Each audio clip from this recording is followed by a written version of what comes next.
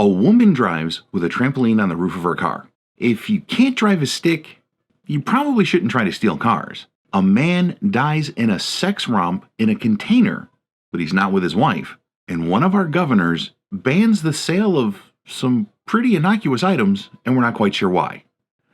All of this on this episode of Stupid People in the News. Hit the intro.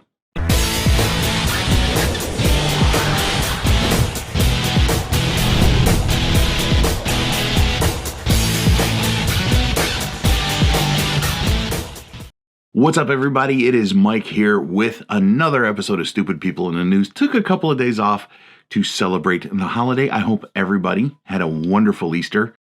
Except for those folks in Kentucky who gathered for a Easter service, all stayed in their cars, but still are all going to get citations for breaking the social distancing guidelines in Kentucky. Not a good look, Kentucky. Not a good look at all. So how are we starting off today? We're going to start off with a woman who decided that her kids needed a trampoline. That's right, her kids needed a trampoline. It's a nice thing, get your kids a trampoline, especially, give them something to do while they're home from school, right? Well, she drove out to go get the trampoline, but didn't have a way to get it home because it was put together. So she put it on the roof of her car and held it like this, as you can see in the picture. Well, the police found this rather suspicious and pulled her over. Asked why, she said, "Look, I know I shouldn't be doing it, but I'm doing it for my kids."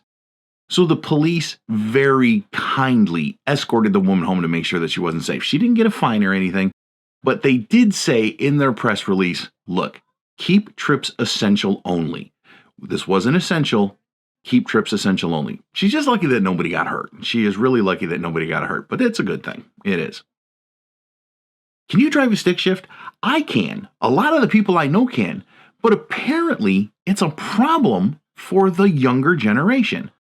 Police in Wisconsin have noticed that cars that are manual transmissions that are stick shifts aren't getting stolen, and they think it's because the younger generation doesn't know how to drive a stick shift. At least that's what they think for this Madison, Wisconsin couple that they got a call to over the weekend. Apparently someone broke into their home, stole their keys, went through the wife's purse and these other things, and it looked like they were getting ready to steal the cars because the car keys were found out in the driveway next to the cars, with the cars being open after they've been rifled through. One of the neighbors called the police because all of this didn't wake up the husband and the wife in the house, even though that they later said, yeah, we kind of heard our dog barking. But it turns out both cars were stick shifts. And the Madison, Wisconsin Police Department credit the fact that the cars were stick shifts with the fact that the thieves were not able to steal them. The moral of the story, if you're going to have a life as a car thief, learn to drive a stick shift. You should really know how to drive one anyway, because it's definitely a safety measure. If you need to drive your car or a car in an emergency and it's a stick, you really do need to drive one. Okay, public service announcement out of the way. In Lagos, a guy was caught having what is quoted as in the article as a sex romp with a pregnant woman in a shipping container. Well, there's a few problems with this story. Number one, the guy died. Number two, the woman almost died. Number three, she wasn't his wife. Number four, she was pregnant with her husband's baby. Number five, the guy is a father of four who apparently has money and has means, but abandoned his family for this sex romp. He was gone for, they're not exactly sure, but it was several days, if not a week at most. When they finally found the container, they couldn't get the door open. They had to go in through the roof. When they peeled the roof back, they found the guy, quote, stone cold dead, and the woman gasping for breath.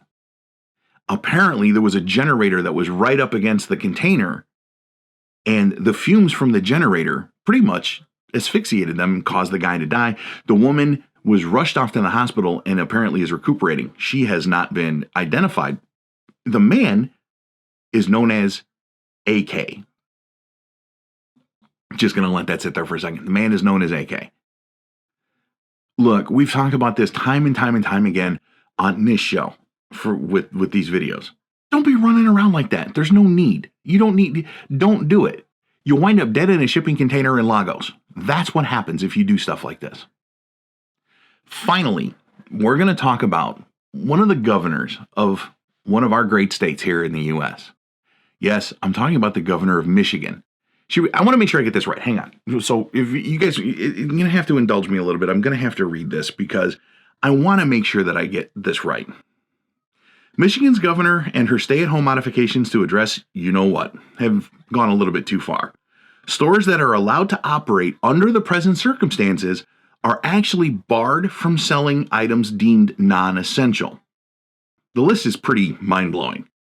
Lawn care stuff, construction materials, home improvement materials, buying seeds and plants. You can't fish if a motor is used, and more recently, she has put a ban on buying American flags. Home Depot's not allowed to sell paint. Also, their flooring sections and the garden sections have been closed off too. I'm going to read to you this. Is obviously the governor of Michigan qualifies for Stupid People in the News, but there's something a little deeper here that we don't normally talk about on Stupid People in the News. It's normally reserved for other things, but I have to talk about this for a second. This is the way that her stay-at-home order reads, which is why I'm reading this. Individuals may leave the home or place of residence to purchase groceries, take out food, gasoline, needed medical supplies, and any other products necessary to maintain the safety, sanitation, and basic operation of their residences. What's the scariest part about that? The scariest part is the word may. People may leave their residences. This is the United States of America, folks. I understand that what's going on is serious, and I understand the reason for social distancing. I follow the social distancing guidelines if I have to go out to the store. I understand these things. But putting in your order, residents may leave, that's some serious stuff right there, folks. That's some serious stuff. It bothers me greatly. Anyway, once again, I hope everybody had a great Easter. If you like this video, give it a like, share it, comment down below. It really does help with the YouTube algorithm. It really does. Share the heck out of it. Let everybody know about it. And again, if you have a Stupid People in the News story that you'd like me to read on the air, send it to me on Facebook or stupidpeoplenews2020@gmail.com. I have to give an honorable mention to Zach.